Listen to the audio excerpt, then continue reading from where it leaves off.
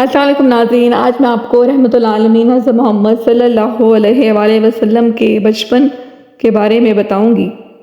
رحمت العالمین حضرت محمد صلی اللہ علیہ وآلہ وسلم کی ولادت مکہ مکرمہ میں ربیع الاول 571 عیسوی یعنی عام الفیل والے سال میں ہوئی۔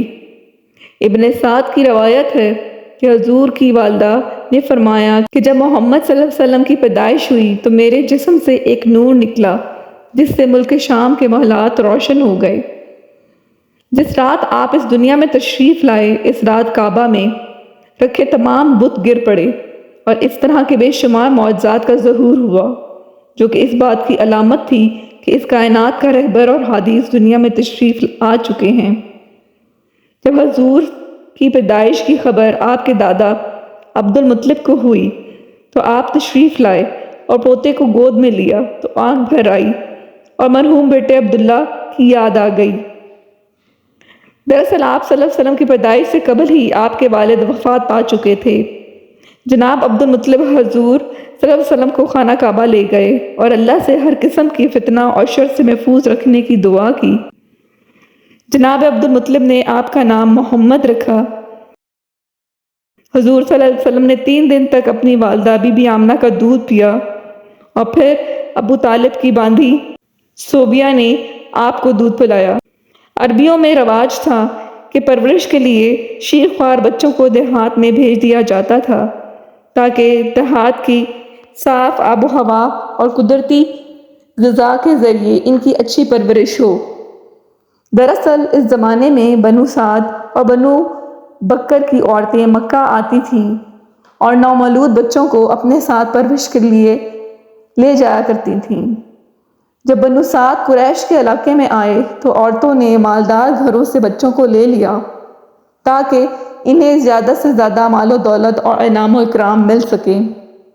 لیکن جب ان عورتوں نے بی بی آمنہ کے لال کو دیکھا اور یہ پتہ چلا کہ بچہ یتیم ہے تو مال نہ ملنے کی امید سے آپ صلی اللہ علیہ وسلم کو کسی نے بھی گود لینے سے انکار کر دیا۔ انہی عورتوں میں دائی حلیمہ بھی تھیں جو نہایت ہی غریب خاتون تھیں اور ان کی اونٹنی بھی لاغر تھی۔ جب حلیمہ سعدیہ کی نظر حضور صلی اللہ علیہ وسلم پر پڑی تو محبت کا ٹھاٹا مارتا سمندر ان کے سینے میں موجزن ہو گیا۔ لہٰذا بی بی حلیمہ نے آپ صلی اللہ علیہ وسلم کو گود میں لیا اور اپنے قبیلے کی طرف چل دیے۔ محمد صلی اللہ علیہ وسلم کو گود میں آتے ہی برکتوں کا ظہور شروع ہو گیا۔ بی بی حلیمہ کی اونٹنی جو کہ نہایت ہی کمزور تھی، اس کے تھن دودھ سے بھر گئے۔ جب قافلہ کچھ دور پہنچا تو اونٹنی خوشی خوشی قافلے سے آگے آگے چلی جا رہی تھی۔ اس قافلے پر والوں نے پوچھا، اے حلیمہ کیا یہ تیری ہی اونٹنی ہے یا کوئی اور ہے؟ حلیمہ سعدیہ کے شوہر حارث نے بھی یہ بات کو محسوس کیا اور انہوں نے کہا اپنی زوجہ سے کہنے لگے کہ اے حلیمہ یہ تو بہت ہی برکتوں والا بچہ ہے۔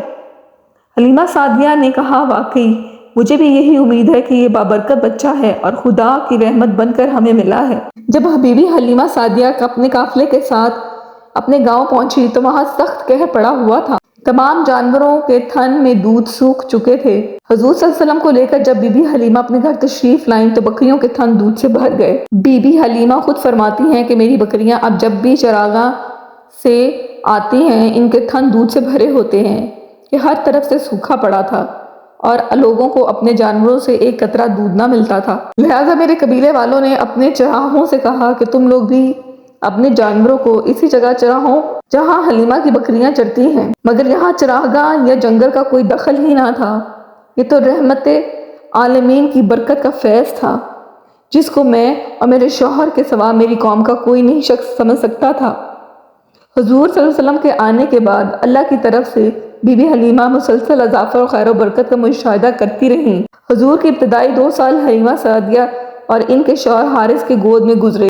2 سال کا عرصہ گزر جانے کے بعد نبی صلی اللہ علیہ وسلم کی نشوونما اور تندرستی کا حال دوسرے بچوں سے اتنا اچھا تھا کہ 2 سال میں ہی آپ خوب اچھے اور بڑے معلوم ہونے لگے تھے۔ حضور اعلیٰ صفات اور خوبیوں کی بنا پر بچپن سے ہی باقی بچوں سے جدا دکھائی دیتے تھے۔ آپ نہایت سنجیدہ مزاج اور غور و فکر ذہن کے مالک تھے۔ جب سعدیہ حلیمہ کے بیٹے حضور صلی اللہ علیہ وسلم کو اپنے ساتھ جنگل لے جاتے اور وہاں بکریاں چراتے تو واپسی پر آ کر بی بی حلیمہ کو بتاتے کہ اے امی جان محمد بڑی شان والے ہیں۔